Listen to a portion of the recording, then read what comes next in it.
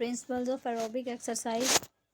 Exercise क्या है? ये एक प्लान स्ट्रक्चर्ड फिजिकल एक्टिविटी है जो कि डिज़ाइन की जाती है ताकि फिजिकल फिटनेस को इम्प्रूव किया जा सके और मेंटेन किया जा सके।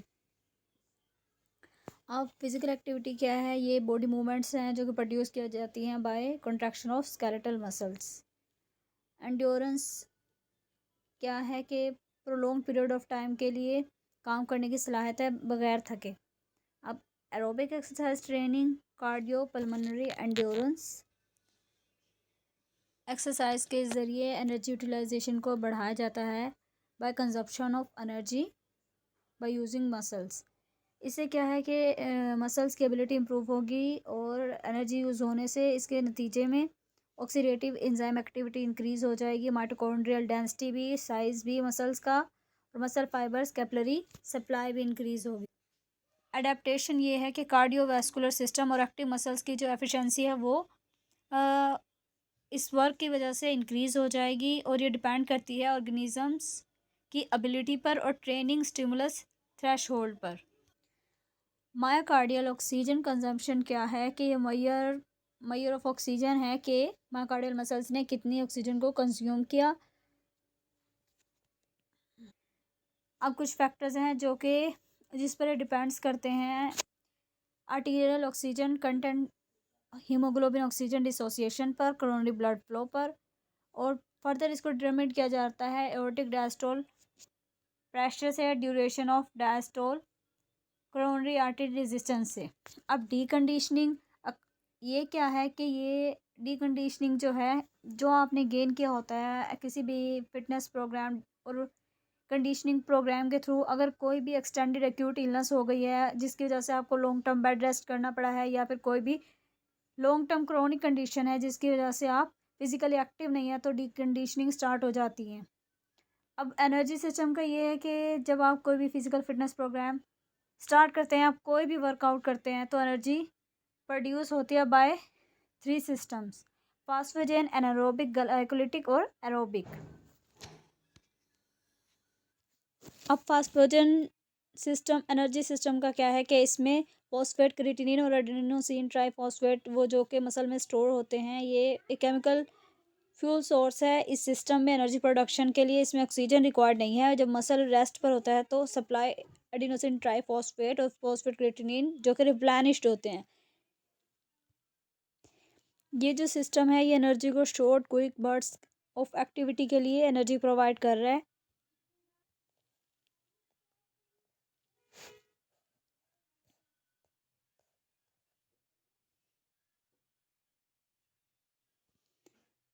अब एन एरोबिक ग्लाइकोलिटिक सिस्टम में क्या है कि ग्लाइकोजन जो कि फ्यूल सोर्स है, इसमें भी ऑक्सीजन रिक्वायर्ड नहीं है। इसमें क्या है, एटीपी रीसेंथिसाइज्ड होगी मसल सेल में, लैक्टिक एसिड प्रोड्यूस्ड होगा by product of anaerobic glycolysis. The maximum capacity of the system is intermediate. ये सिस्टम जो है वो एनर्जी प्रोवाइड करता है मॉडरेट इंटेंसिटी और शॉर्ट ड्यूरेशन के लिए, और ये एक्सरसाइज में 30 to 19 सेकेंड्स के लिए एनर्जी प्रोवाइड करता है। Third one is aerobic system. इसमें क्या है, ग्लाइकोजन, फैट्स और प्रोटीन्स हैं जो कि as a fuel sources use होती हैं और यूटिलाइज्ड होंगी, और ये इंटेंसिटी ऑफ एक्सरसाइज इसी पर डिपेंड करेगी। इसमें ऑक्सीजन रिक्वायर्ड है। एडिनोसिन ट्राइफॉस्फेट जो है रीसेंथिसाइड होगा माइटोकॉन्ड्रिया ऑफ मसल्स में। इसमें क्या है कि सबस्ट्रेट्स और ऑक्सीजन रिपीटेडली प्रोसेस होगा एनर्जी प्रोड्यूस करने के लिए, और मैक्सिमम कैपेसिटी इसकी ग्रेट है, और मैक्सिमम पावर जो है वो इसकी स्मॉल है, 1 मोल एटीपी पर मिनट है। ये सिस्टम प्रीडोमिनेट्स है अदर एनर्जी सिस्टम्स पर after second minutes of exercise. Now recruitment of motor units. इसमें क्या है कि ये डिपेंड करती है वर्क पर, और 3 टाइप्स ऑफ फाइबर्स हैं: slow twitch fibres, fast twitch fibres और fast twitch fibres. Slow twitch fibres में क्या है कि स्लो कॉन्ट्रैक्टाइल रिस्पॉन्स है जो कि रीच है मायोग्लोबिन और माइटोकॉन्ड्रिया से, और हाई ऑक्सीडेटिव कैपेसिटी है इसकी, और लो एनारोबिक कैपेसिटी। अब फास्ट ट्विच फाइबर्स का क्या है कि ये फास्ट कॉन्ट्रैक्टाइल रिस्पॉन्स शो करते हैं, लो मायोग्लोबिन कंटेंट है और फ्यू माइटोकॉन्ड्रिया है। और फास्ट ट्विच फाइबर्स में करेक्टरिस्टिक क्या है कि बोथ टाइप 1 और type 2 fibres are recruited for both anaerobic and aerobic activities. अब ये है कि एनर्जी एक्सपेंड होगी जब इंगेज होंगे फिजिकल एक्टिविटी में, और इसको एक्सप्रेस किया जाता है किलो कैलोरीज में, और इसकी क्वांटिफिकेशन क्या है कि इसको मैट में मेजर किया जाता है और किलो कैलोरी में। अब क्या है मैट क्या है, ये oxygen consumed per kilogram of body weight per minute, it is equal to approximately 3.5 millilitre per kilogram. अब किलो कैलोरी क्या है, is a measure expressing the energy value of food.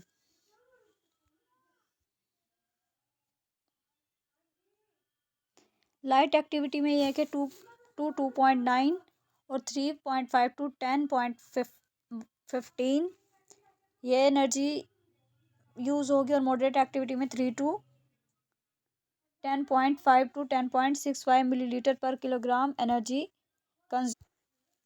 Vigorous activity में 6 to 8.8 minutes और 21 to 30.8 ml per kilogram per minute energy consume हो, इसे vigorous activity consider किया जाता है। कार्डियोवास्कुलर रिस्पॉन्स टू एक्सरसाइज, इसमें क्या है कि कार्डियो इफेक्ट्स को देखेंगे। इसमें sino atrial node depolarisation increase हो जाएगी as does the heart rate, और इसके अलावा डिक्रीज हो जाएगी vagal stimuli as well as increase in sinus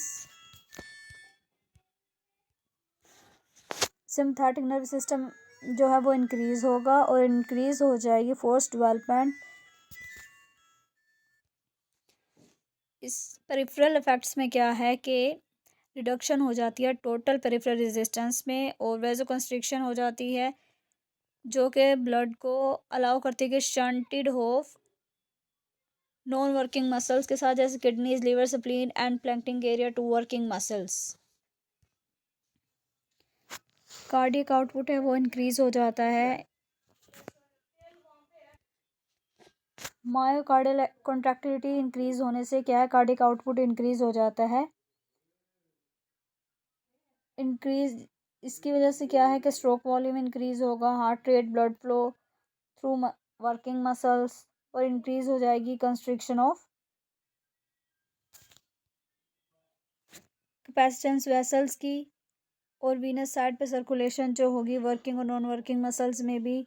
इस तरह से क्या है कि Venus pressure, peripheral Venus pressure जो है वो भी इससे रेज हो जाता है। इसके नतीजे में क्या है कि सिस्टोलिक ब्लड प्रेशर भी इंक्रीज हो जाता है। रेस्पिरेटरी चेंजेस हैं वो भी रैपिडली अकर करते हैं, जैसे गैस एक्सचेंज इंक्रीज हो जाएगी across the alveolar capillary membrane. First और सेकंड ब्रेथ में इंक्रीज हो जाएगी मसल मेटाबॉलिज्म ड्यूरिंग एक्सरसाइज, जिसकी वजह से oxygen extracted from the arterial blood result होगा इसमें इंक्रीज वीनस प्रेशर और आयन का, और इंक्रीज इन बॉडी टेम्परेचर एफिनेफ्रीन, और इसके अलावा stimulation of receptors of joints और मसल्स भी ये भी हाई हो जाती है इसमें। माइनर वेंटिलेशन इंक्रीज हो जाएगी एज रेस्पिरेटरी फ्रीक्वेंसी और टाइडल वॉल्यूम इंक्रीज करेगा। अल्वियोलर वेंटिलेशन का भी यही है कि अल्वियोलर वेंटिलेशन जो है इसका भी है कि जैसे गैसेस की डिफ्यूजन होगी across the capillary alveolar membrane increase हो जाती है 10 से 20 फोल्ड्स ड्यूरिंग हैवी एक्सरसाइज, क्योंकि इसने एडिशनल ऑक्सीजन सप्लाई करनी है और CO2 को एक्सक्रीट करना है। इसमें क्या है कि डिक्रीज हो जाती है पार्शियल प्रेशर और production of more CO2। Production of CO2 से क्या होता है कि एसिडोटिक हो जाते हैं सेल्स, टिश्यूज। ऑक्सीजन कंजप्शन का ये है कि इससे वेस्कुलरिटी ऑफ मसल से पता चलता है, फाइबर डिस्ट्रीब्यूशन से, और नंबर ऑफ माइटोकॉन्ड्रिया से। ऑक्सीडेटिव माइटोकॉन्ड्रियल एंजाइम जो है प्रेजेंट हो गए फाइबर्स में। ऑक्सीडेटिव कैपेसिटी ऑफ मसल जो रिफ्लेक्ट होगी आर्टीरियो विनस ऑक्सीजन डिफ्यूजन के थ्रू, विच इज़ ये एक डिफरेंस है between oxygen content of arterial and venous blood. Healthy subjects में फिटनेस टेस्टिंग जो है वो फील्ड टेस्ट के थ्रू की जाती है। फील्ड टेस्ट में क्या है कि रन करवाया जाता है 1.5 माइल्स तक, और द डिस्टेंस जो कि रन किया जा सकता है 12 मिनट्स में। इसके अलावा अदर फील्ड टेस्ट हैं जिनमें 1 माइल वॉक टेस्ट है, 6 मिनट वॉक टेस्ट है और स्टेप टेस्ट है। ये सूटेबल हैं इंडिविजुअल्स के लिए जो कि फिज़िकली एक्टिव ना हो। इसके अलावा मल्टी स्टेज टेस्टिंग की जाती है और स्ट्रेस टेस्टिंग फॉर कन्वाल्सिंग इंडिविजुअल्स में एंड इंडिविजुअल्स एट रिस्क। इनमें सबसे पहले फ़िज़िकल एग्जामिनेशन किया जाना चाहिए और मॉनिटर्ड की जानी चाहिए, ईसीजी की जानी चाहिए और क्लोजली ऑब्जर्व किया जाए, रेस्ट में भी, एक्सरसाइज में भी और रिकवरी के दौरान भी। अब इसके प्रिंसिपल क्या हैं कि वर्कलोड को इंक्रीज़ किया जाएगा, स्पीड को भी और ग्रेड को भी ट्रेडमिल पर हैं या फिर रेजिस्टेंस को अगर बाईसाइकिल ergometer अगर यूज़ करें। और इनिशियल वर्कलोड में क्या है कि वर्कलोड को 1 मिनट के लिए या फिर इससे ज़्यादा तक मेंटेन किया जाएगा। टेस्ट को टर्मिनेट कर दिया जाएगा अगर कोई भी एबनॉर्मेलिटी शो होगी ईसीजी पर या फिर कोई और सिम्टम वाज़ेह होगी।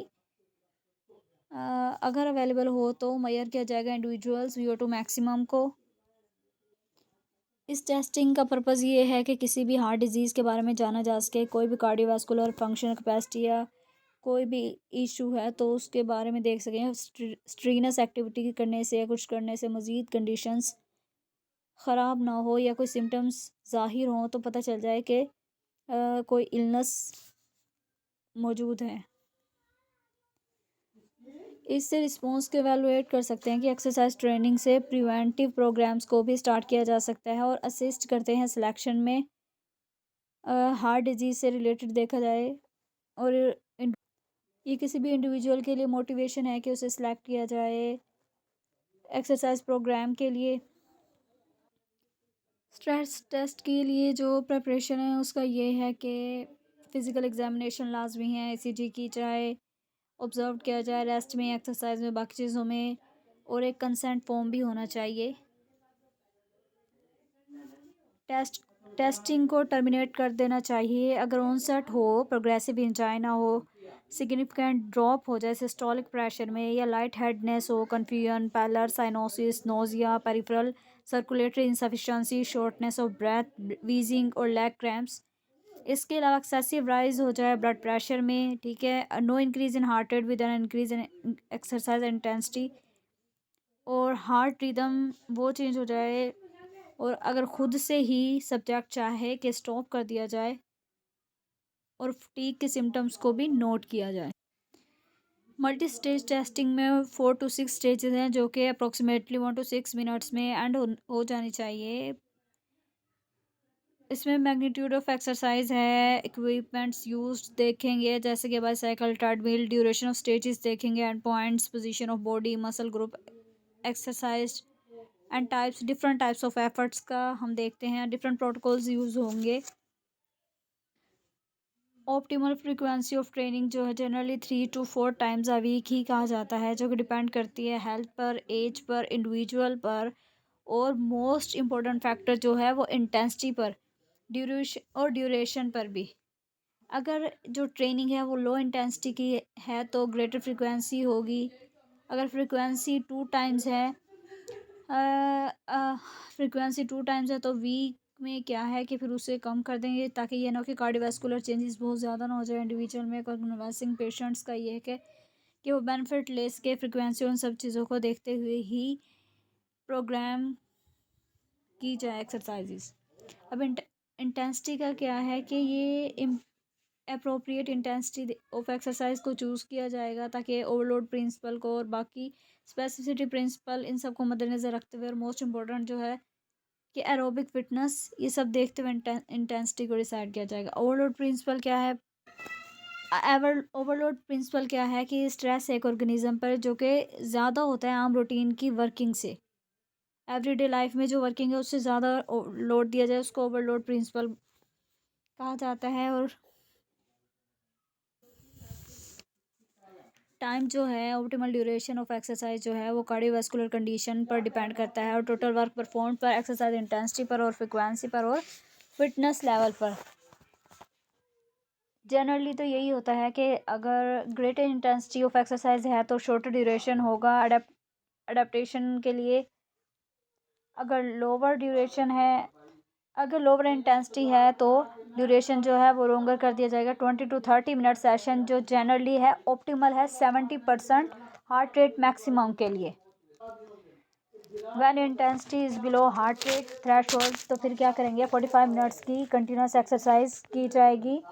अगर हाई इंटेंसिटी यूज़ कर रहे हैं तो 10 to 15 मिनट एक्सरसाइज पीरियड्स काफ़ी हैं, जो कि 3 to 5 मिनट्स डेली पीरियड है, इफेक्टिव है इन डिकंडीशनड पेशेंट में।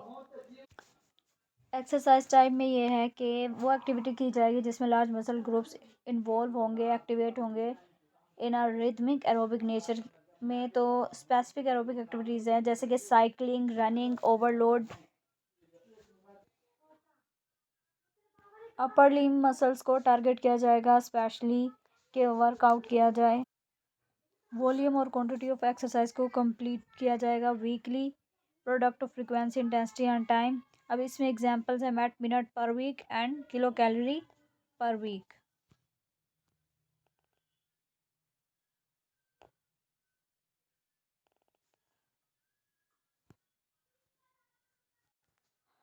प्रोग्रेशन जो है वो ओवरऑल हेल्थ पर पेशेंट ही पर डिपेंड करती है कि उसके मुताबिक ही प्रोग्रेस किया जाएगा और फिट उसी की हेल्थ के मुताबिक उसके फिटनेस गोल्स कि उसने क्या अचीव करना है। केयरफुली एक एक्सरसाइज प्रोग्राम को ट्राई किया जाएगा। एक्टिविटी स्टार्ट करने से पहले वार्म अप रिक्वायर्ड होगा ताकि के बॉडी जो है वो एडजस्ट हो जाए, फिजिकल एक्टिविटी के लिए तैयार हो जाए। फिजिकल रिस्पॉन्सेज क्या आएंगे कि इंक्रीज हो जाएगा मसल टेम्परेचर, इंक्रीज हो जाएगी नीड फॉर ऑक्सीजन, डायलेशन हो जाएगी प्रीवियसली कंस्ट्रक्टेड कैपिलरीज की, और अडेप्टेशन हो जाएगी in sensitivity of the neural respiratory centre में, और इंक्रीज हो जाएगा वीनस रिटर्न। एक्सरसाइज प्रोग्राम जो है वो इंडिविजुअल के पर्सनल टॉलरेंस के मुताबिक ही डिसाइड किया जाएगा। एरोबिक एक्सरसाइज में क्या है कि सब maximal rhythmic repetitive dynamic exercises of large muscle group start करवाई जाती हैं, जिसके 4 मेथड्स ऑफ ट्रेनिंग है जो कि चैलेंज करते हैं एरोबिक सिस्टम को, continuous interval, circuit and circuit interval. Continuous training में सब मैक्सिमम एनर्जी रिक्वायरमेंट को सस्टेन किया जाता है through out the training of aerobic exercise period के बाद क्या है कि इंटरवल ट्रेनिंग होगी जिसमें कि रिलीफ दिया जाएगा, इंटरवल होगा कि उसमें रेस्ट किया जाएगा या फिर वर्कआउट को स्लो कर दिया जाएगा। और ये इंटरवल जो है वो फ्यू सेकंड से सेवरल मिनट्स तक जा सकता है। इस रिलीफ पीरियड में क्या है कि पोर्शन ऑफ मसल्स जो है वो क्या करेंगे कि स्टोर कर लेंगे एटीपी को और ऑक्सीजन, जो कि मायोग्लोबिन से एसोसिएटेड है। इसमें क्या है कि significant amount of high intensity work को अचीव किया जा सकता है विद इंटरवल के साथ और इंटरमिटेंट वर्क के साथ। सर्किट ट्रेनिंग में क्या है कि सीरीज ऑफ एक्सरसाइज एक्टिविटीज़ करवाई जाती हैं, ठीक है। इसमें क्या है कि लास्ट ऑफ एक्टिविटी पे इंडिविजुअल से स्टार्ट वाली एक्टिविटी करवाई जाती हैं सीरीज़ के थ्रू, और सीरीज़ ऑफ एक्टिविटीज़ को रिपीट किया जाता है सेवरल टाइम्स। सेवरल एक्सरसाइज और मोड्स इसमें ट्राई करवाए जाते हैं कि small muscle groups. Circuit training से स्ट्रेंथ और एंड्योरेंस दोनों को इंक्रीज किया जाता है by stressing both the aerobic and anaerobic system. Combination of circuit और इंटरवल ट्रेनिंग ये इफेक्टिव हैं क्योंकि इंट्रैक्शन हो जाता है इसमें aerobic and anaerobic production of ATP का। कूल डाउन पीरियड जो कि सिमिलर है वार्म अप पीरियड के, इसमें क्या कि ये it should last 5 to 10 minutes and consist of total body movements and static stretching. Cool down period require होता है, ये नेसेसरी है ताकि प्रिवेंट कर सकें पूलिंग ऑफ ब्लड को एक्सट्रीमिटीज़ में, या प्रिवेंट कर सकें फेंटिंग को by increasing the return of blood to the heart and brain, और इन्हांस किया जा सके रिकवरी पीरियड को with the oxidation of metabolic waste and replacement of the energy store, और प्रिवेंट किया जाता है माइकोर्डियल इस्कीमिया को, इरिथमियास को और अदर कार्डियोवैस्कुलर कॉम्प्लिकेशंस को। फिजियोलॉजिकल चेंजेस में क्या है कि रेस्ट पे क्या चेंजेस आएंगी, रिडक्शन हो जाएगी रेस्टिंग पल्स में, डिक्रीज ब्लड प्रेशर, कुछ इंडिविजुअल्स में, और increase in blood volume and haemoglobin हो सकता है। ड्यूरिंग एक्सरसाइज क्या होगा, रिडक्शन होगा इन पल्स रेट में, इंक्रीज कार्डियक आउटपुट होगा और increase extraction of oxygen by working muscle, blood flow decrease हो जाएगा पर किलोग्राम ऑफ वर्किंग मसल्स और डिक्रीज मायोकार्डियल ऑक्सीजन कंजप्शन भी। रेस्पिरेटरी चेंजेस में क्या है कि लार्ज लंग वॉल्यूम डेवलप हो जाएगा, इम्प्रूव पल्मोनरी फंक्शन की वजह से, लार्ज डिफ्यूजन कैपेसिटीज वो भी इंक्रीज हो जाएगी। चेंजेस एक्सरसाइज के दौरान क्या फिजियोलॉजिकल चेंजेस होगी, इसमें क्या है कि लार्ज डिफ्यूजन कैपेसिटीज होंगी, smaller amount of air is ventilated at the same consumption of oxygen, maximal minute ventilation जो है वो इंक्रीज हो जाएगी, वेंटिलेटरी एफिशिएंसी भी इंक्रीज होगी। और मेटाबॉलिक चेंजेस में क्या है कि मसल हाइपोट्रोफी हो जाएगी, इंक्रीज्ड कैपिलरी डेंसिटी हो जाएगी, number and size of mitochondria increase होंगे, मसल मायोग्लोबिन कंसंट्रेशन इंक्रीज हो जाएगी इसमें।